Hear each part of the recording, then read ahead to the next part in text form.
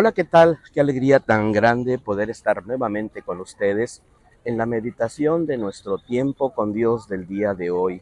Soy el pastor Fernando Sánchez, pastor de la Primera Iglesia Bautista de la ciudad de Duport, California, y para nosotros es una gran alegría y un enorme privilegio poder acompañarte en tu tiempo con Dios del día de hoy. Muchísimas gracias por permitirnos este enorme privilegio. Gracias por suscribirte a nuestro canal y por compartir este devocional con otras personas.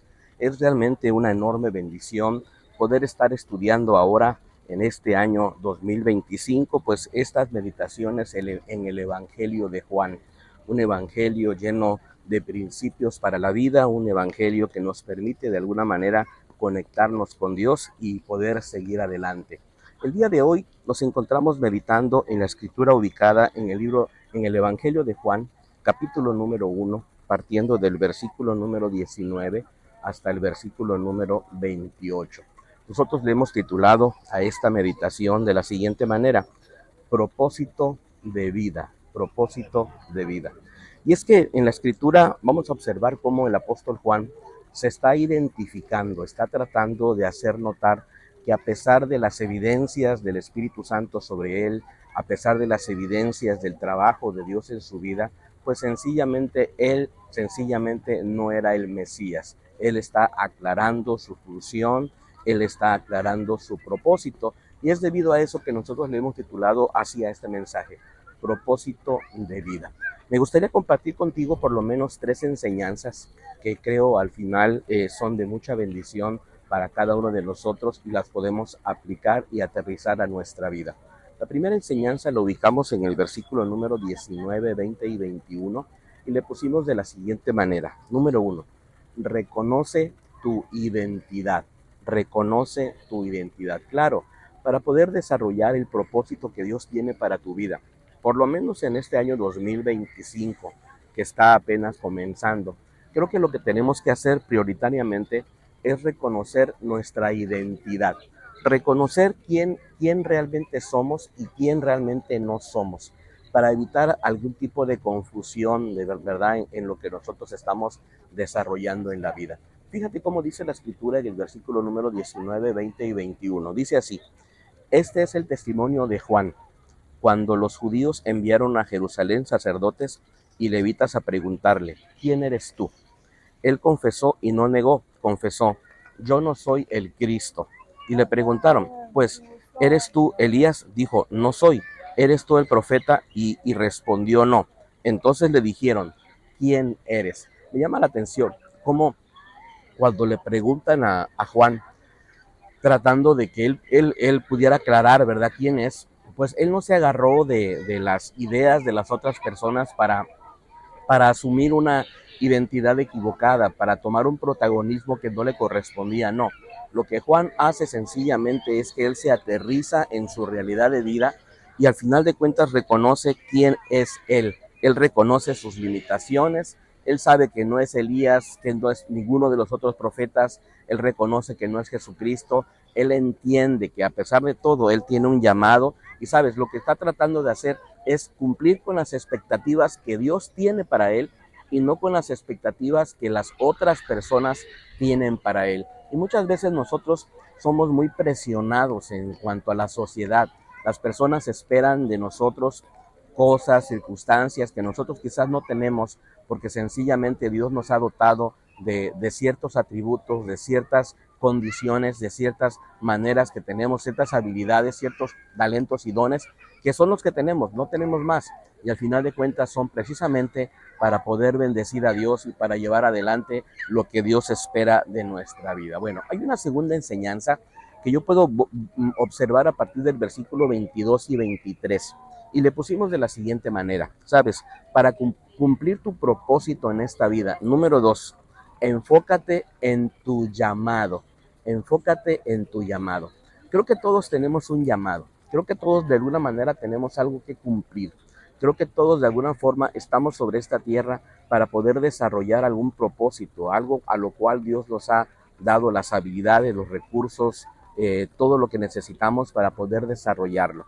Probablemente si usted es un esposo, pues usted ahora tiene un rol, ¿verdad? Como esposo, como esposa, como padre, como madre, como hijo, como hija, como parte de la sociedad en la que nos desarrollamos. Y al final de cuentas, creo que tenemos que enfocarnos en este llamado. Fíjate lo que dice el versículo 22 y 23 de esta preciosa escritura. Entonces le dijeron, ¿quién eres? Tenemos que dar respuesta a los que nos enviaron. ¿Qué dices de ti mismo? Dijo, yo soy la voz de uno que clama en el desierto, enderezad el camino del Señor. Sabes, me llama la atención cómo entonces había cierta presión, había ciertas expectativas, había ciertas circunstancias que de alguna forma en el ministerio de Juan estaban viéndose de una manera muy evidente, que las personas tenían la curiosidad acerca de cómo se concebía a sí mismo él, qué es lo que él pensaba de sí mismo. Y me encanta porque la respuesta de Juan sencillamente tiene que ver con su llamado. Él sencillamente dice, yo soy la voz que clama en el desierto. Y creo que tú y yo tenemos ese mismo llamado. Somos una voz que clama en medio de los desiertos de la vida, en medio de las ausencias, en medio de los dolores, en medio de las tribulaciones, en medio de las circunstancias que las personas en nuestro alrededor viven. Creo que tenemos un llamado, tenemos que cumplir con ese llamado para ir hacia adelante en medio de las situaciones de la vida. Querido hermano y querida hermana, cumple con tu propósito. Si en este momento eres un padre de familia, que seas el mejor padre de familia que tus hijos necesitan.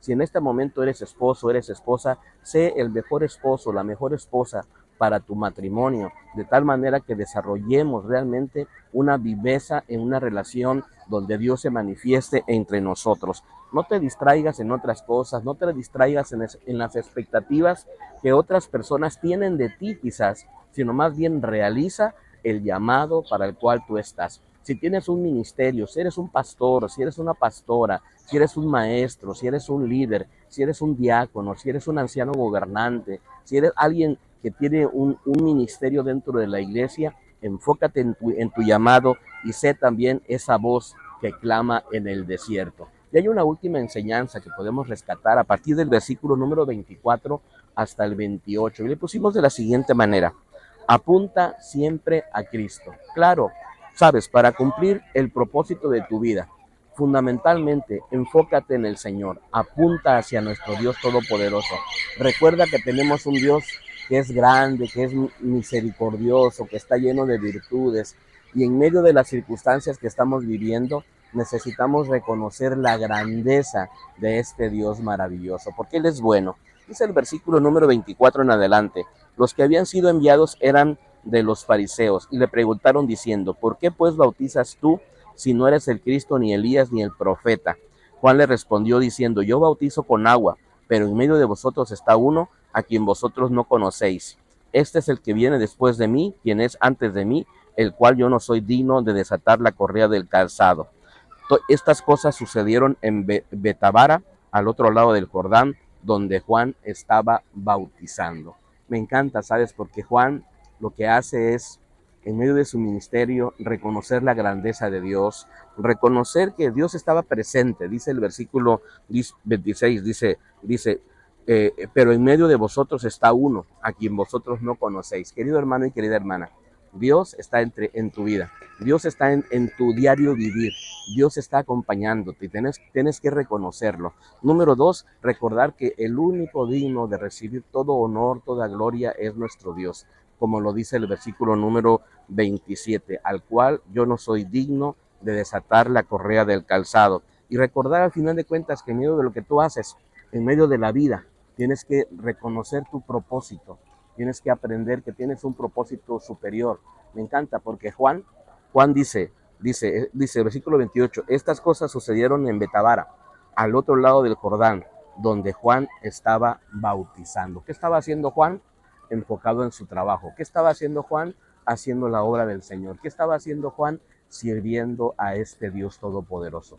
Que este año 2025 que recién empieza sea un año donde tú puedas realmente enfocarte en Dios, enfocarte en la grandeza del Señor, reconocer tu identidad y sobre todo recordar que tienes un llamado, que hay un propósito para tu vida, un propósito que Dios de alguna manera está esperando que tú logres cumplir. Anhelamos que esta meditación haya sido de mucha bendición para tu vida, y nos encantaría que nos pudiéramos encontrar el día de mañana. Hasta pronto. Bendiciones.